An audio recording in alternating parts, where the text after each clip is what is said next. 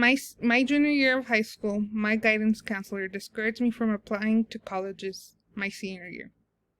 Then my senior year, he came up to me and told me, "Valerie, here's some applications for the local community colleges. You'd be a better fit there." But the thing is, I don't listen to what people tell me, because when I am discouraged, I use that to motivate me. It pushes me to work harder and to prove to them that I am capable of doing what I set my mind to. Because I knew that I was academically prepared, and that wherever I went, I would be academically successful. Because my dream has always been to be at a university and be part of a community where I would be welcomed. But the truth is, because I am a Latino with brown skin, I of course was expected to not succeed. Along with my peers who were also discouraged by the same counselor, who were expected to not succeed. The truth is, if your skin is not white, then you are not expected to succeed. Now, education is important, and it is an undeniable truth. But for many students, it provides them with more opportunities and opens many doors for them. Myself, for example, I was provided with the chance to attend meetings that educated me on the importance of having teachers of color in the classroom. I was lucky enough to get a new counselor a couple weeks after my interaction with my previous counselor. Mr. M motivated me and encouraged me. He took the time to explain to me what the college admission process was like to all the universities that I was applying to. And he reviewed my college essays, pointing out the areas where I could fix them. He truly was a great guidance counselor for me and my peers who were discouraged by our previous counselor. But just because we were lucky enough to get a new counselor does not mean that our struggles were able to be brushed under the rug. We still continue to experience aversive racism in the classroom. And aversive racism happens unconsciously and in subtle or indirect ways. For example, in our English class, the teacher would automatically ask one of my classmates what a certain anecdote meant or what a word meant, even though we knew what it meant because we studied it together. But the school system continues to be outdated. For example, standardized testing continues to be a thing. But standardized testing has been around since the mid-1800s, and it started as a way to measure the preparedness of incoming college students. But after the introduction of standardized tests, along came other tests such as the IQ test, the SAT test, the ACT, and the test for the military. And in 2002, the No Child Left Behind Act was signed, which meant that all states were required to test students in math and reading in grades 3 throughout 8, and only one time in high school.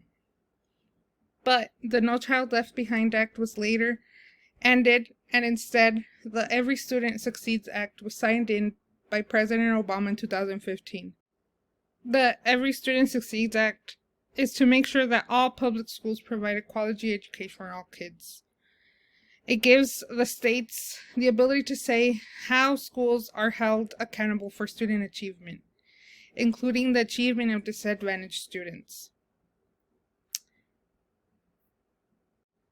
I do believe that standardized tests still only measure our intelligence or our readiness to take these tests instead, but what truly matters is the leadership and kindness of the student. These tests are timed and often cause a lot of nervousness, which may make it difficult for students to truly show what they know on these tests. I remember taking my SAT for the first time, and I was absolutely nervous. Even though I had studied and I was prepared, I attended all the after-school sessions that prepared us for the test. When scores were released, I was happy with my score, but my counselor said it wouldn't be enough to get me admission into the colleges I wanted to apply to. So in my senior year, I retook it. Then I only scored 7 points more than my original score. But Mr. M and my mentors told me that it was more than okay for the colleges I was applying to. The truth is, a lot of students are discouraged, especially students of color. And we often like to blame the educators for not realizing when they're being consciously or unconsciously racist to their students. But the truth is, we are all to blame when we choose to ignore the clear disparities that happen in the classroom, when we choose to stay silent, instead of speaking up for those that have been silenced. But not all educators are bad. I had some of the best teachers who believed in me and worked with me when I didn't understand a certain topic. But I also had my fair share of teachers who ignored me and didn't help me when I was struggling. But I believe there should be a conscious effort to become an ally for everyone, especially those who are privileged enough to not know what it's like to have the color of their skin determine their quality of education. But I, of course, can't tell you what to do, because you are your own person and you make your own choices. But when we are all not trying to be part of the solution, we continue being part of the problem. If we were part of a perfect world, our school systems would continue adapting to our constantly changing world, just like students and individuals continue to adapt to the world. But we live in a world where hate overpowers kindness, and the first step to change starts with you. You go to school, achieve the best grades, graduate, and go to college. That's how it should be, but it is far from reality. Students of color do not get the easy way to success, because they must work twice as hard to achieve what their white peers have achieved. Meaning they have to study twice as hard, they have to prove themselves twice as hard. But education is more important for some than others, because for some, their education is their only ticket to success. H. Richard Milner, the chair of education at Cornelius Vanderbilt Peabody University, explains that students may find themselves feeling discouraged from participating in class because when they do, they feel like their opinions are overlooked and don't matter as much as their white peers' opinions do. But systemic racism continues to be embedded in institutions everywhere. Societal patterns and structures that impose negative conditions on groups based on race or ethnicity is what systemic racism is. Now, I won't deny that I am privileged enough in terms of education, because I was lucky enough to have mentors that advocated for me when I was ignored, when I was told that I wouldn't succeed.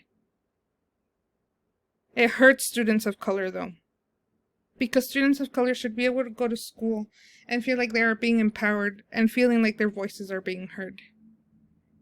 They should be encouraged. There should be classes that teach students about racism and dismantling racism in schools, that give them a better chance of knowing what to do when they experience racism or see someone experience it.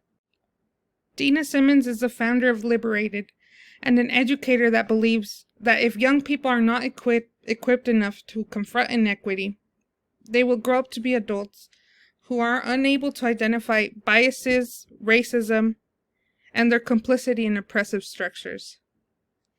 They'll be unable to engage in conversations about race with their families, with their friends, with their colleagues, and with strangers. They'll be unprepared to disrupt the cycle that is of oppression.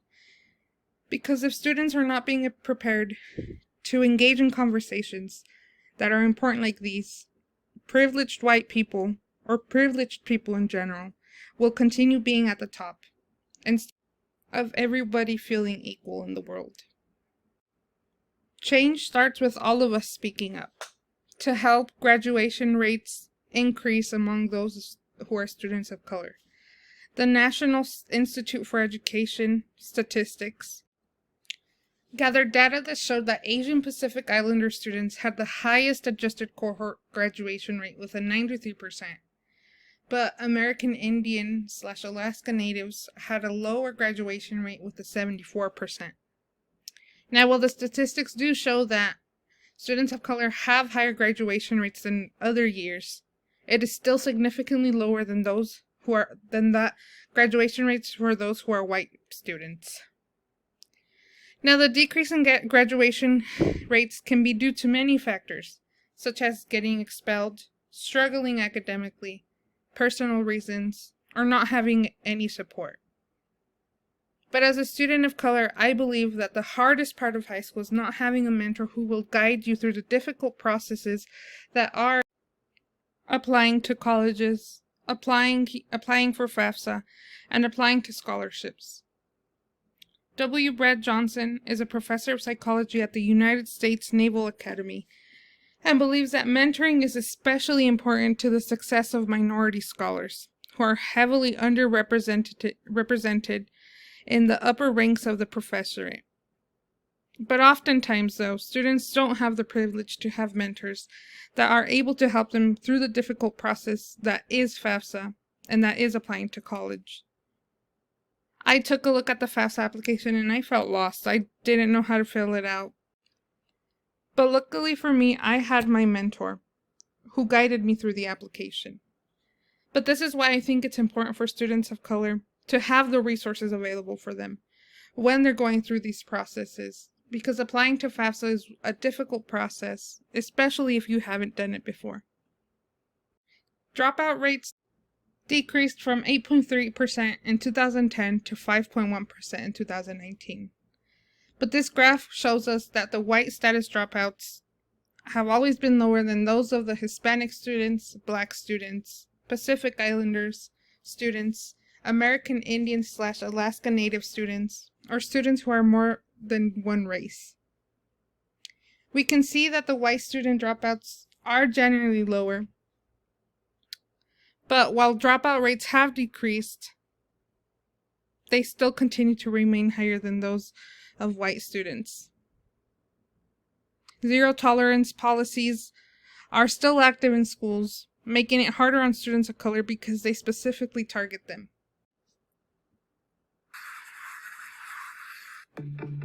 The school-to-prison pipeline. It's a term that describes how American kids get pushed out of public schools and into the juvenile and criminal justice systems. Basically, harsh zero-tolerance policies in schools have led to more suspensions, expulsions, and even in-school arrests.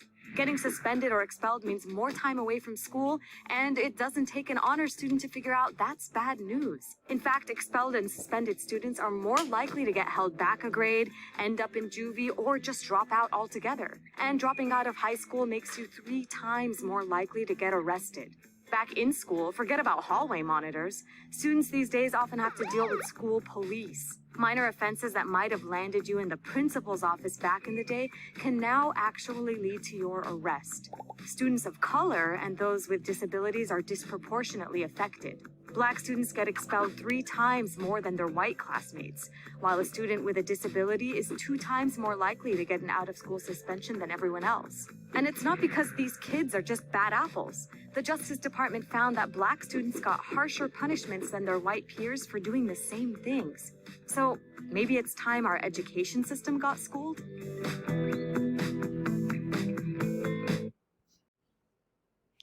According to the American Civil Liberties Union, Black students are 3 times more likely to be suspended or expelled than white students. Black students also make up 31% of school-related arrests, and students that are expelled or suspended are most likely to be within the criminal justice system the following year. If what I have to say does not anger you or does not make you feel sad, then you are privileged. Privileged enough to not know what it's like to experience being attacked for your race or skin color. I hope that this makes you feel something. However, I cannot make you feel something you don't want to feel. But students of color and students of color with disabilities are still targets of the oppressive school system that continues doing more harm than good. There is no easy way to fix the broken school systems overnight, but with effort from our communities, from our administrators, from our educators, from our students and parents, change can be made possible. Because students of color deserve to get equal quality of education. The world is constantly changing and we are all constantly adapting. So why can't the school systems be adapted to our changing world? Now I can only ask that you accept the differences that are brought into your world. To be accepting and listen to what those around you are trying to tell you. If you are privileged enough to not have to feel the frustrations and unfairness that those individuals of color face, then please just listen to them and accept them. Be willing to put yourselves in their shoes and see the world as they see it. I will leave you with this quote by Desmond Tutu. Do your little bit of good where you are. It's those little bits of good put together that overwhelm the world.